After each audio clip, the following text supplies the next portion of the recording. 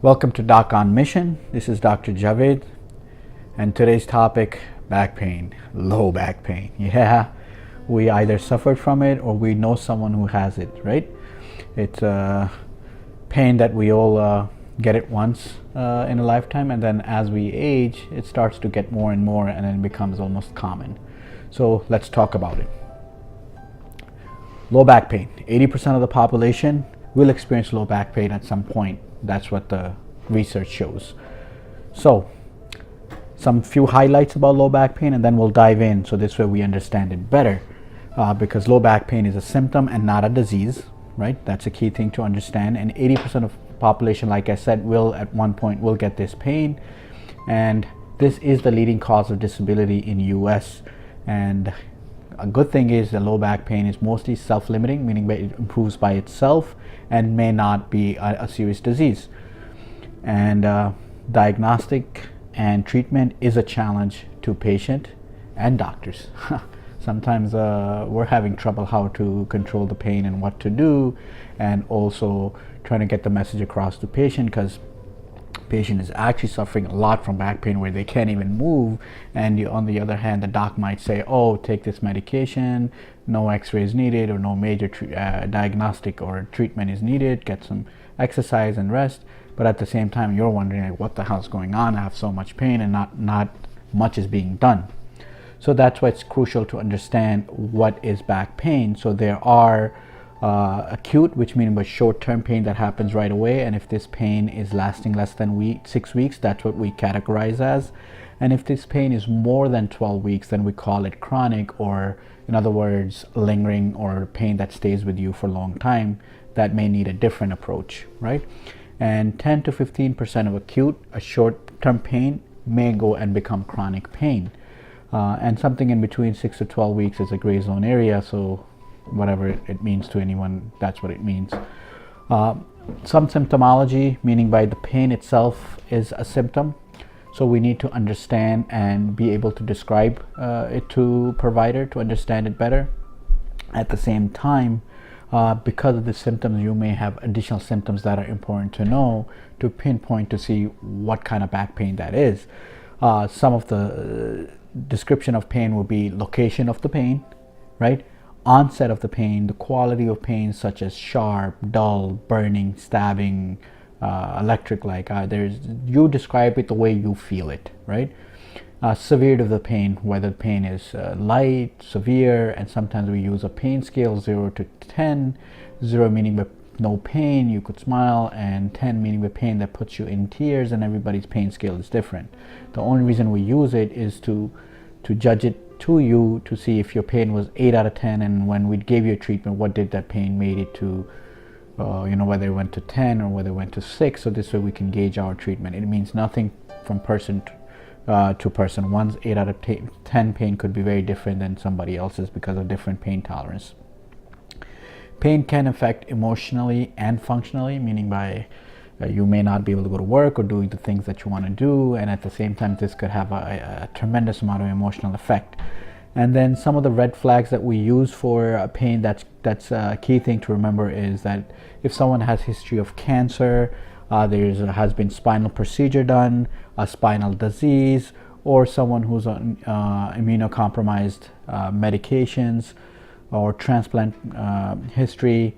In these cases, we're concerned, want to make sure nothing serious disease going on in the back or in the spinal cord that may have devastating effect. So that's what's important to know.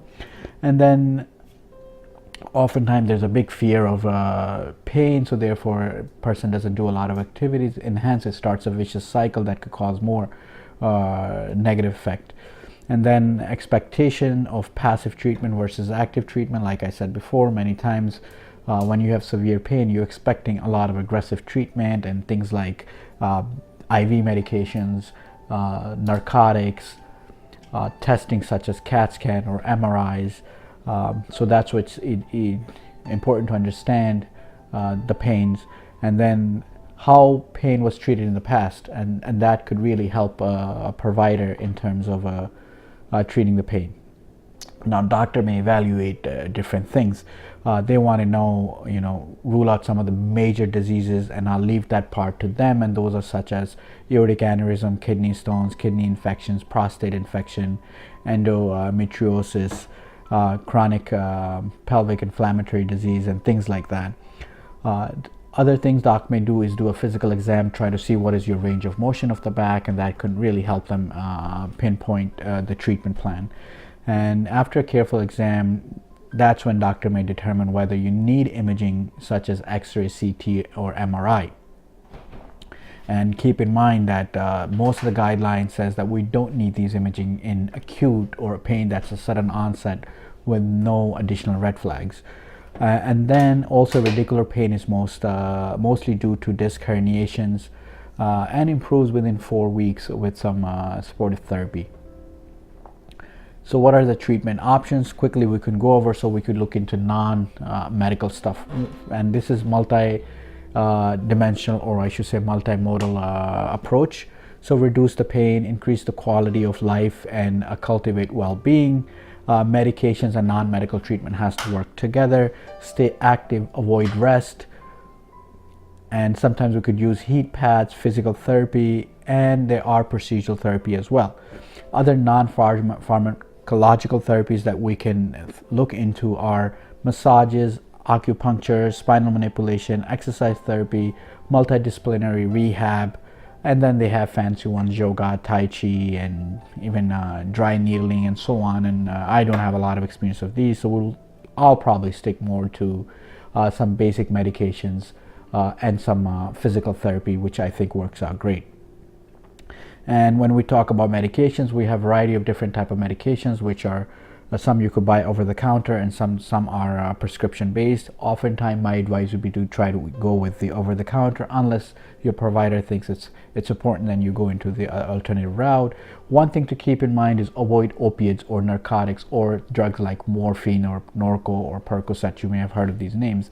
They do affect with pain short term. They take over the pain, but they're highly addictive and they have a lot of negative consequences down the line. So one should avoid, especially in this time when we're in an epidemic of opiates. Now, let's talk about some of the non-pharmacological ways of managing this pain that you can do. One is proper lifting, and we'll go in detail in a bit. A routine exercise and a good posture to ensure that good bone health. Okay, let's talk about proper lifting techniques. Common sense, common thing, but you know what? We forget. That's okay. This is a reminder time. So doing some search online, I found so many different ways. Let's look this particular one right here, lifting do's and don'ts. This picture is basically being provided by exoskeletonreport.com site. So let's see here. Lift as a team. Don't try to be macho and try to lift things on your own, because that's what kills the back, as we could see in lower picture. Okay, next one. Turn with your legs when you're turning around or putting things to the side. Just like it shows you here, don't do this, which is a sort of kind of a normal thing when we're doing things in rush. We turn our back because that's what we do most of the time. So, but rather turn with your legs so you don't put pressure on the back right here. And third one is use your legs. We always talk about this, but so many times we see time after time that we just bend down and pick up things, especially with heavy things. Try to bend down with knees and then stand up. Don't do this. You put so much pressure back here, and that's what hurts. And of course, last one is, if there are a lot of things and they're heavy and you can't find someone to help you, use some equipments. They're made for that purpose, right? Yeah, sometimes I feel like it's a hassle, but you know what? It works great. And don't try to be macho again. So let's move on to the next session. Proper posture. Again, very important to prevent back pain and also for treatment of back pain, right? So quickly doing another online search, looking at many different images, I think gives a pretty good idea what different postures are. And we're going to concentrate on two kind here. One is, basically when you stand up, try this posture. Standing up straight is much better rather than this way. Second is, oftentimes when we sit, this is a picture that we should focus on. And incorrect posture, you know, may cause some back pain, some neck pain, and this kind of helps. And you kind of have to keep reminding yourself about this and the site that this picture is coming from.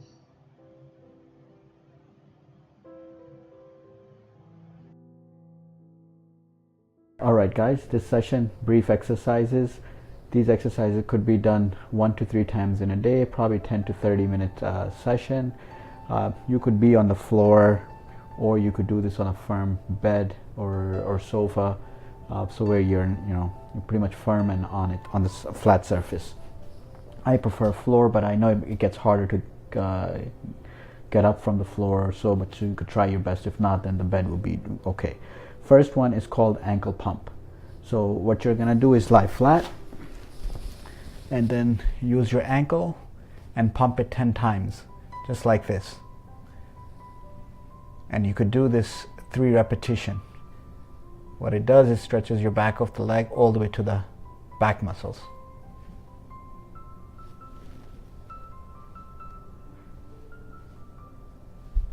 Okay, this next exercise, very simple. Lie on your back straight. All you're gonna do is just rub your heel while you're on the ground, while you're bending your knee, nice and slow, and do it to your comfort, and do it 10 times, and then you can just switch to the other side and do it 10 times again, right? Very simple. Okay, let's move on to the next one. Okay, this next exercise is a bit of a challenge. Bend your knees and then put your hands just right below your ribs and tighten your stomach muscles, and then push with your ribs back towards the ground, and you'll feel a little pressure on the back. And do this 10 times. Relax and do it. When you do it, hold it for 5 seconds, and then you relax, and you could count 1 Mississippi, 2 Mississippi. Okay, next one. For this one, it's called a straight leg raise. Basically what you're doing is you could put your hands flat and nice and slow raise your one leg up as much as you can, where you can tolerate. Hold it for 5 seconds, and then you could bring it down.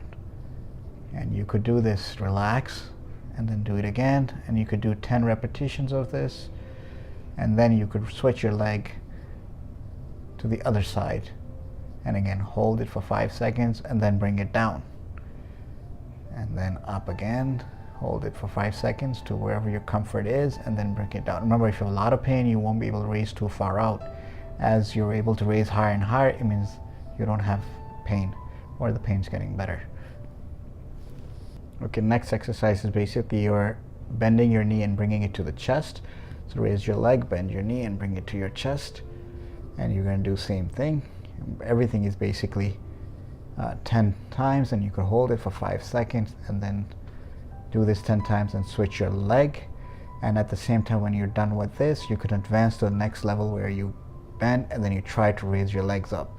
I have no flexibility, so you could see it doesn't go up straight, but that's what you need to do. And you could rotate to the side a little bit, and that's it.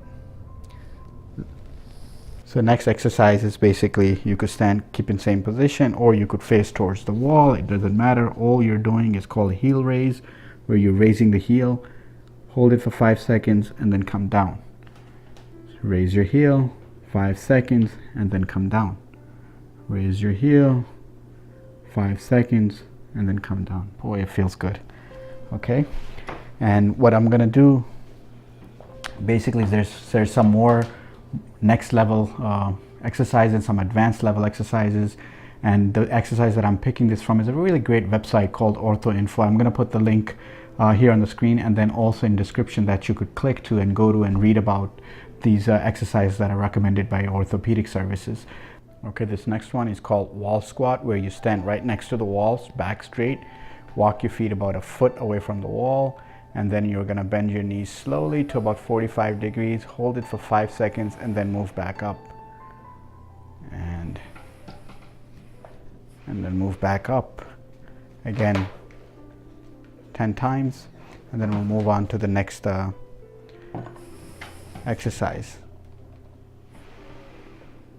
All right, that concludes our video, right? So I hope this talk helps you understand what low back pain is and deal with it, and you could share this with others and hopefully help others. At the same time, I do want to do special thank you to Rabia Grafar, one of our YouTube viewer who suggested this topic. So Rabia, thank you, bravo to you. See you on next time. I hope you find this video helpful. Please like, comment, share, and subscribe. Thank you for watching.